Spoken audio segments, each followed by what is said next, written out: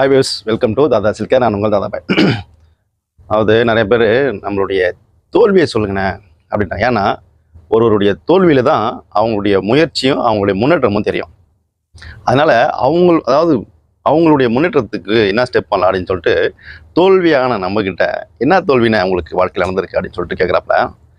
அதை எல்லா விஷயமும் எந்த விஷயம் நம்ம பண்ண போனாலும் ஃபஸ்ட்டு நமக்கு கிடைக்கிறது தோல்வி.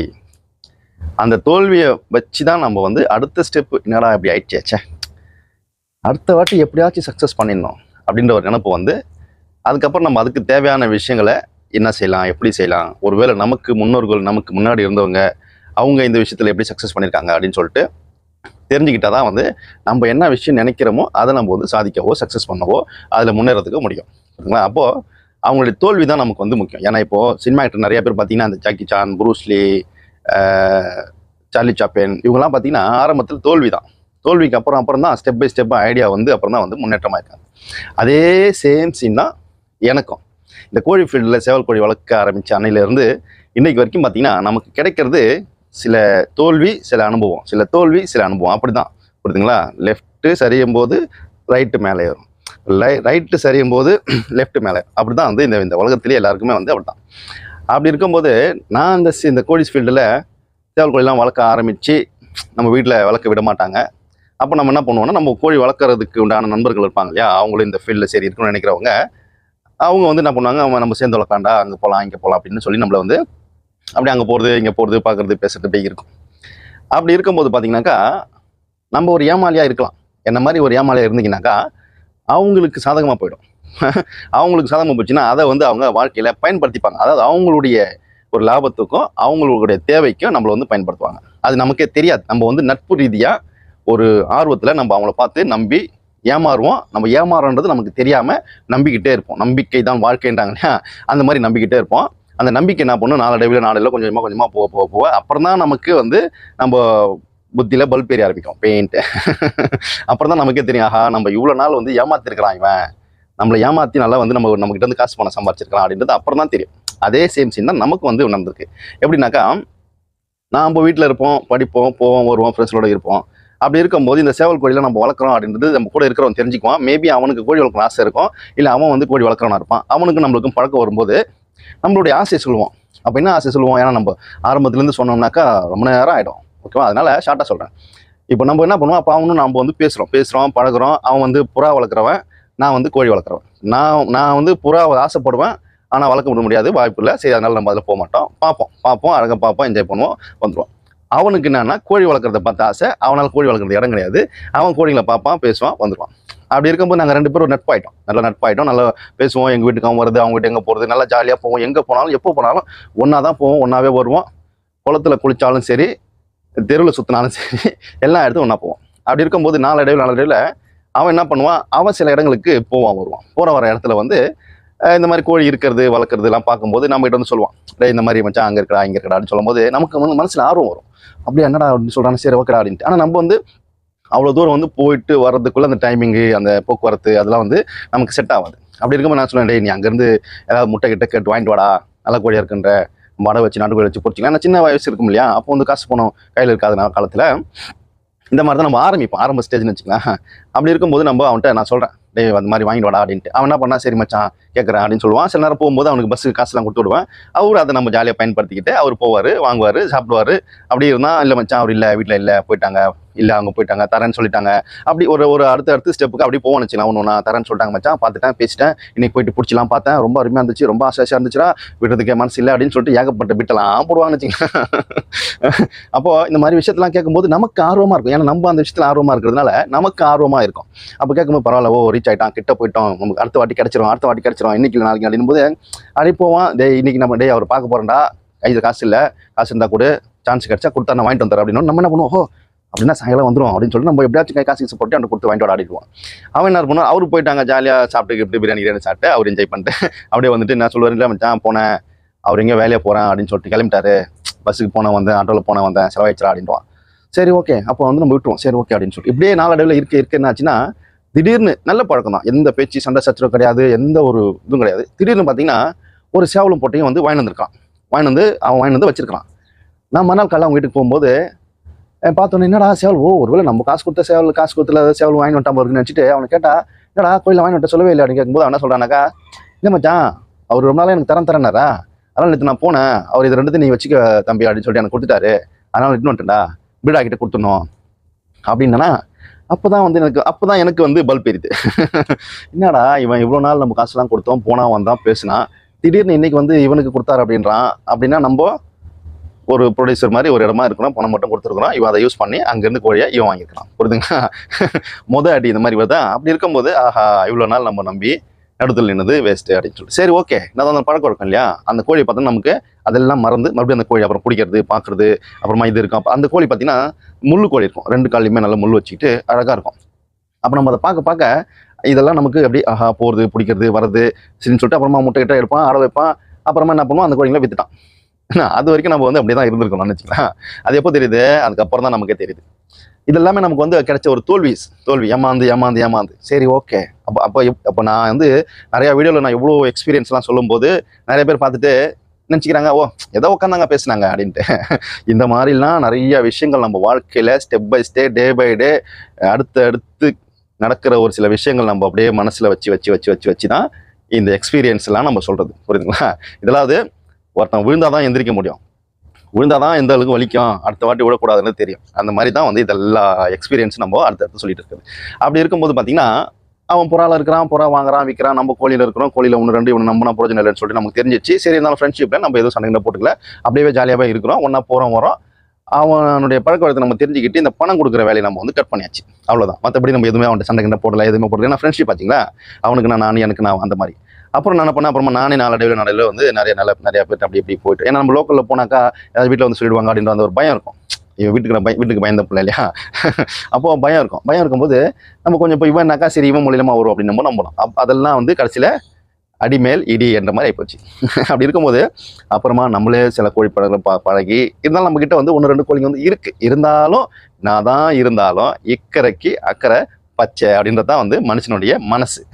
அப்படி இருக்கும்போது நம்ம இந்த கோழி ஃபீல்டு அப்படி போகிறோம். அப்போ நானும் அவனு வந்து நிறைய பேசுவோம். இல்லை மச்சான் அங்கே போனேன் அப்படி இருக்குது, இங்கே போனேன் இப்படி இருக்குன்னு சொல்லிட்டு அப்புறம் 2 பேரும் ஒன்றாவே போவோம். அந்த கோழி வளர்க்குற டீமோட உட்காந்து பேசும்போது வந்து இந்த களத்துக்குலாம் போவோம், களத்துக்கு போயிட்டு வேடிக்கைலாம் பார்ப்போம். வேடிக்கைன்னா நம்ம வீட்டுக்கும் அவன் வீட்டுக்கும் பார்த்தீங்கன்னா ஒரு 4 கிலோமீட்டர் 3 கிலோமீட்டர் இருக்கும். அவன் வீட்டுக்கும் களத்துக்கும் பார்த்தீங்கன்னா ஒரு 3 கிலோமீட்டர் இருக்கும். அப்போ நம்ம அந்த களத்துக்கு போகும்போது அவங்க வீட்டுக்கு போய் அவனை கூட்டுக்கிட்டு தான் அப்படி போவோம். அப்படி போகும்போது நம்மளும் பேசுவோம், அந்த கோழி களத்தில் போயிட்டு இந்த சண்டைலாம் பார்த்துட்டு எல்லாம் வந்துட்டு வரும்போது நம்ம பேசும்போது என்ன மச்சான் நம்மளும் வந்து களத்தில் வந்து சண்டை விடணும்டா, பந்தயம் அடிக்கிறோமோ இல்லையோ நம்ம பேரில் களத்தில் ஒரு சேவல் பறக்கணும் அப்படின்ற ஒரு எண்ணம் வந்து மனசில் அப்படியே இருக்கும். அப்படியே அவன் சொல்லுவான், நம்ம அவன்கிட்ட சொல்லுவோம் இந்த மாதிரி அப்படின்ட்டு.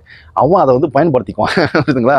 இப்படி அப்படி ஓகே இந்த ஒரு படத்தில் வந்து விவேக்கை ஏமாற்றி இந்த மயில்சாமி லட்டு ஜிலேபி வாங்கிட்டு வர்றாரு இல்லையா, அதே சேம் சீனாக இருக்கும்.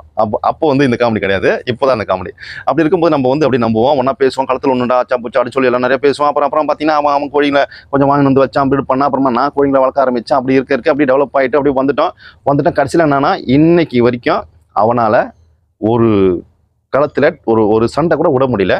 களத்துலன்னு இல்லை, ஒரு திடீர் சண்டையோ தயார் சண்டையோ ஜத சண்டையோ எந்த சண்டையுமே விடவே முடியல. எண்ணம் போல் வாழ்க்கை. புரியுதுங்களா? முடியவே இல்லை. இன்னைக்கு கூட அவனுக்கு வந்து மனசில் இருக்குது இப்படின்ட்டு எப்படியாச்சும் அவனுடைய கோழியாச்சும் பறக்க விடணும்னு நினைக்கிறான், ஆனால் முடியல. காரணம் எண்ணம் போல் வாழ்க்கை. ஆனால் நம்ம இவ்வளவோ ட்ரை பண்ணி என்னுடைய சேவல் கோழிங்க நிறைய இடங்கள்லாம் இருக்குது. நிறைய இடங்கள் நம்ம வந்து பெருமைக்கு வந்து நான் கோழி வளர்க்குறேன் அப்படின்னு சொல்லிட்டு பெருமைக்கு கிடையாது. இருந்தாலும் சில பேருக்கு வந்து சில விஷயங்கள் பார்க்கும்போது நம்ம உண்மை கதை சொல்லுங்க அப்படின்னு சொல்லும்போது நம்ம சொல்ல வேண்டிய விஷயம். புரியுதுங்களா? எப்போவுமே நான் வந்து பெருமை பேசிக்க மாட்டேன், இருந்தாலும் கட்டாய சூழ்நிலை.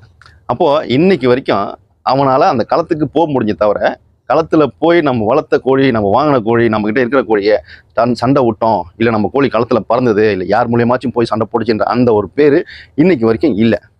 அவனால் புறாவும் சரியாக வளர்க்க முடியல, கோழியும் சரியாக வளர்க்க முடியல, எதுவுமே பண்ண முடியல. ஆனால் இருக்கான், நண்பனாக இருக்கிறான், இன்றைக்கும் இருக்கிறான். வருதுங்களா?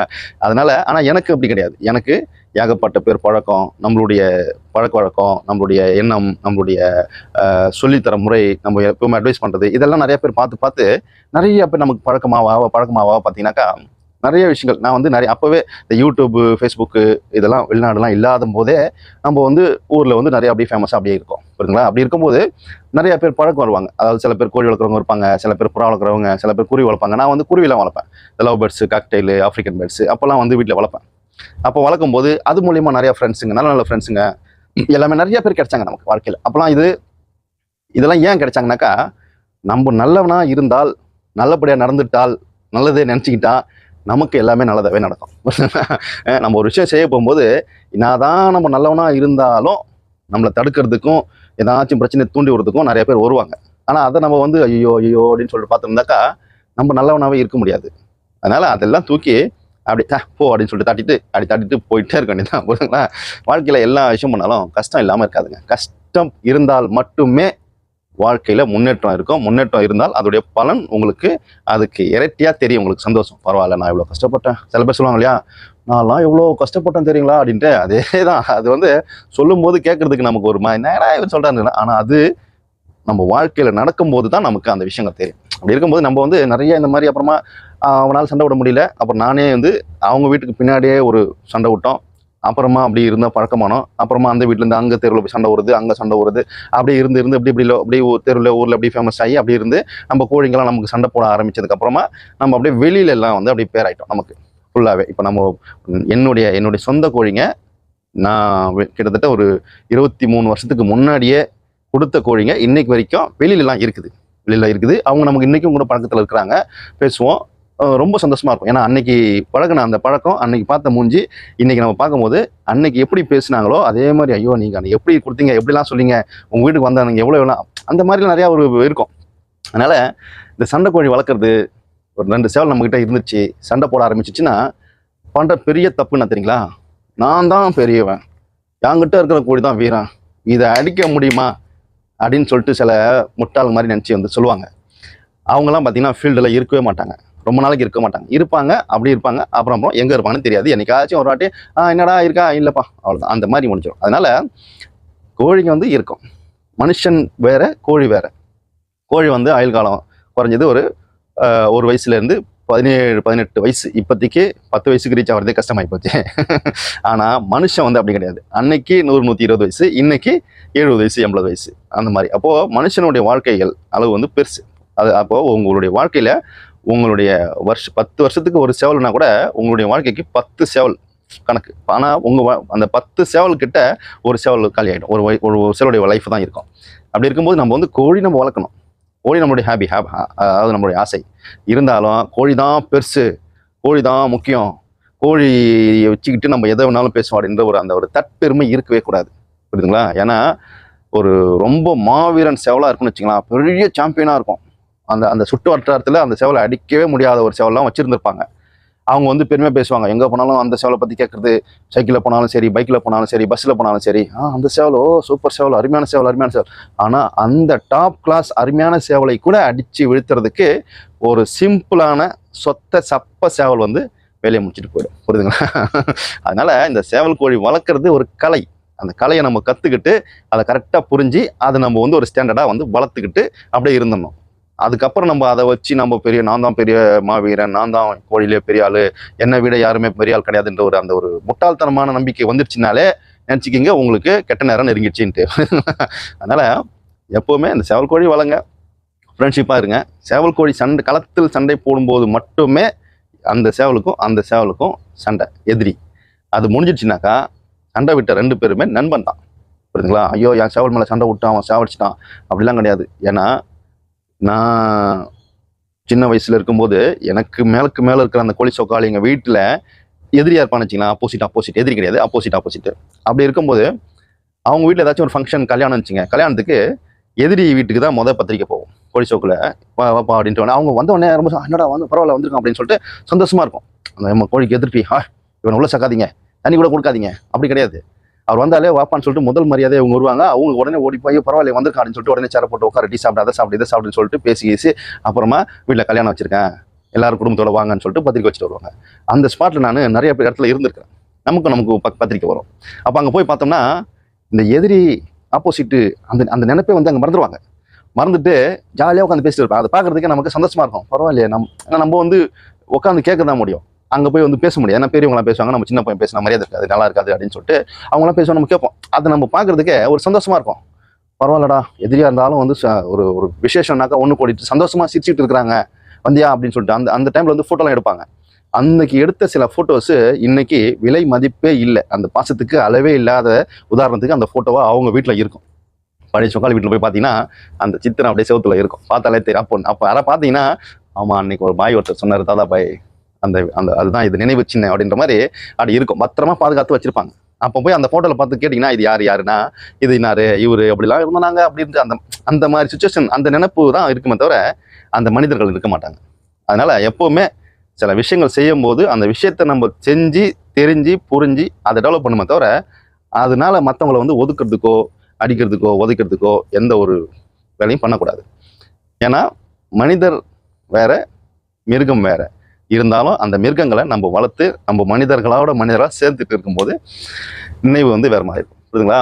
ஏன்னா ஒரு சில விஷயங்கள் வந்து நம்ம செய்யும் போது எப்போவுமே தோல்வி தான் நமக்கு முன்னேற்றத்துக்கு உண்டான படிக்கட்டு. புரியுதுங்களா கைஸ்?